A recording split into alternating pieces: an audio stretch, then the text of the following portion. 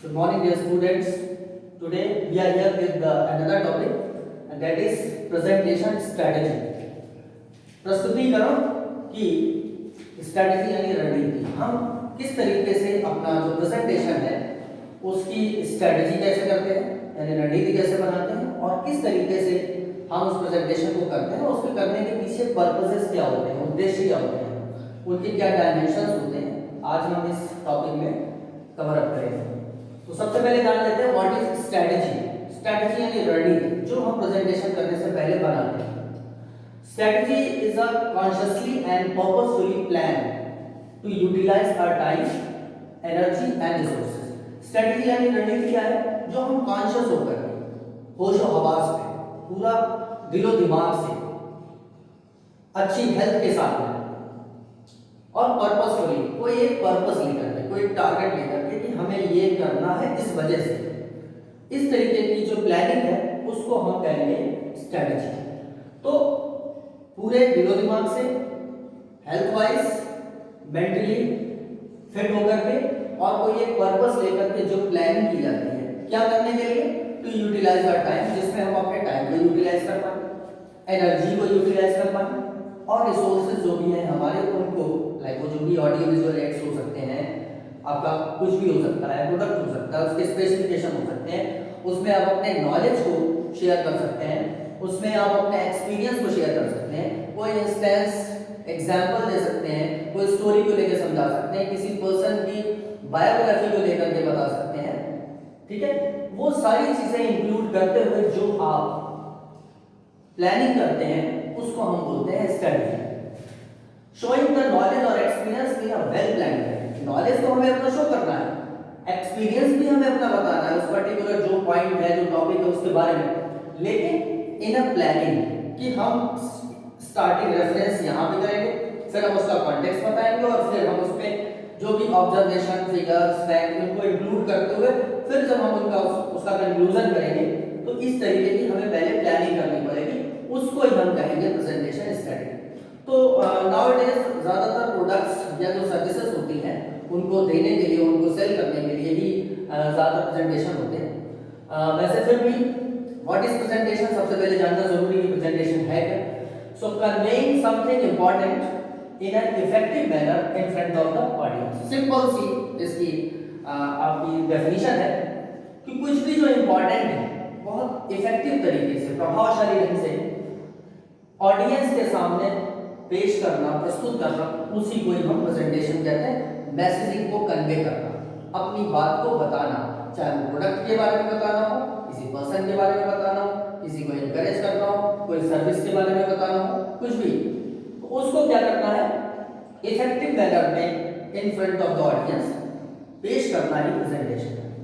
Purpose क्या है, उद्देश्य क्या होता है प्रेजेंटेशन करने का। फर्स्ट, टू इन्फॉर्म, सूचना देना अबाउट द टॉपिक। सबसे पहले तो हमें टॉपिक बताना है, could be a useful information और इंटरेस्टिंग स्टोरी। तो कोई भी एक यूजफुल इंफॉर्मेशन हो सकती है जिसके जरिए आप टॉपिक को बता सकते हैं, और इंटरेस्टिंग स्टोरी हो सकती है उसके जरिए आप टॉपिक को क्या इंफॉर्मेशन दे सकते हैं। Next is to instruct, instruction देना, निर्देश देना। Pre-decided launch of a project where managers are instructed and assigned duties। पहले से ही कोई एक प्रोजेक्ट है जहां पर मैनेजर लोगों को इंस्ट्रक्शन दिया गया है कि वो अपनी इस तरीके से ड्यूटी को असाइन करें, तो ये सारी क्या हो सकती हैं, प्रॉपर वे में उनका इंस्ट्रक्शन या आपको इस वे में फॉलो करना। तो इसके लिए प्रेजेंटेशन किया जा सकता है, मैनेजर्स का हो सकता है, सुपरवाइजर्स का हो सकता है, वर्कर्स का हो सकता है, employees, technical, non technical, teaching, non teaching, whatever, जैसी भी जिस वे में भी आपको इंस्ट्रक्शन देना है, तो इंस्ट्रक्शन देने के पर्पस से जिसमें आप पहले से ही किसी प्रोजेक्ट को लेकर के आप प्री डिसाइड कर लेते हैं कि उसको हमें कैसे लॉन्च करना है, उस प्रोजेक्ट को हमें कैसे आगे बढ़ाना है, तो उसके लिए एक वेल प्लान्ड आपके पास में स्ट्रेटजी होती है, आपके पास एक प्लानिंग होती है जिसमें किसका किसका रोल प्ले होगा, कौन कौन कैसे कैसे वर्क करेगा, उसकी ड्यूटीज किस तरीके से असाइन की जाएगी। So instruction through proper demonstration, उसका इंस्ट्रक्शन आप प्रॉपर डेमोंस्ट्रेशन के जरिए दे सकते हैं, visual add, audio visual aids के जरिए दे सकते हैं, वैसे ही समझा सकते हैं, ओरली बता सकते हैं, किसी भी वे में आप उनको इंस्ट्रक्शन देने के लिए आप प्रेजेंटेशन का यूज कर सकते हैं। नेक्स्ट इज टू इंस्पायर और मोटिवेट। होता क्या है, कभी कभी क्या आजकल देखें तो बहुत सारा वर्कलोड है, टेंशन्स हैं, तो भले ही आप किसी ऑर्गेनाइजेशन में वर्क कर रहे हैं, so due to overload work and responsibility people deviate from their target. लोग अपने टारगेट से भटक जाते हैं, वो भूल जाते हैं कि हमें इसको बहुत अच्छे ढंग से करना है। So it appears the feelings, emotions, values and thoughts. इसमें इंस्पिरेशन में बहुत सारी चीजें आएंगी, आपकी फीलिंग्स आती हैं, इमोशंस आते हैं, वैल्यूज आते हैं, थॉट्स आते हैं, आइडियाज आते हैं, बहुत सारी चीजें आती हैं। तो अगर बहुत ज्यादा वर्कलोड हो गया है पर्सन के पास में, रिस्पॉन्सिबिलिटी हो गई है और लोग टारगेट से भटक गए हैं और उसकी वजह से वर्क सफर कर रहा है, यानी काम जैसा होना चाहिए वैसा नहीं हो पा रहा है, तो इस कंडीशन में हमें उनको मोटिवेट करने की जरूरत होती है। एक्चुअली थोड़ा सा डिफरेंस है इंस्पिरेशन और मोटिवेशन में। इंस्पिरेशन हमें खुद से होता है, खुद से हमें इंस्पायर होते हैं, खुद से प्रेरणा लेते हैं अपने आप से ही कि हमें ऐसा करना चाहिए, ये सही है हमारे लिए, गलत है, इसमें अच्छा होगा या खराब होगा। और मोटिवेशन एक होता है सेल्फ मोटिवेशन, खुद से ही हम अपने आप को, कभी कभी भटक रहे होते हैं हम रास्ते से, टारगेट से भटक रहे होते हैं, तो खुद को ही हम मोटिवेट कर लेते हैं। लेकिन उस कंडीशन में जहां पर्सन को उसकी खुद की जो क्वालिटी है, उसकी जो इंटेलिजेंसी है वो याद नहीं रह जाती है, तो उस कंडीशन में ऑर्गेनाइजेशन की तरफ से ऐसे मोटिवेशनल क्लासेस, ऐसे motivational lectures, as a presentation timely देने चाहिए, जिसमें उनको अपने टारगेट के लिए उनको रिमाइंड कराया जा सके, उनको याद दिलाया जा सके कि वो ये चीज कर सकते हैं और इससे उन्हें क्या क्या बेनिफिट होंगे। तो इंस्पिरेशन और मोटिवेशन के लिए भी आप प्रेजेंटेशन का यूज करते हैं। बहुत सारे लोग खुद से इंस्पायर होते हैं कि मैं सचिन तेंदुलकर जैसा बनना चाहता हूँ, कोई कहता है मैं मदर टेरेसा जैसा बनना चाहती हूँ, तो वो उनके खुद के पहले से सेट गोल्स होते हैं और वो करते रहते हैं। बट उस कंडीशन में जहां पर कि हमें ये टारगेट हमारे भूल चुके हों, तो उस समय याद दिलाने के लिए ये प्रेजेंटेशन किए जाते हैं।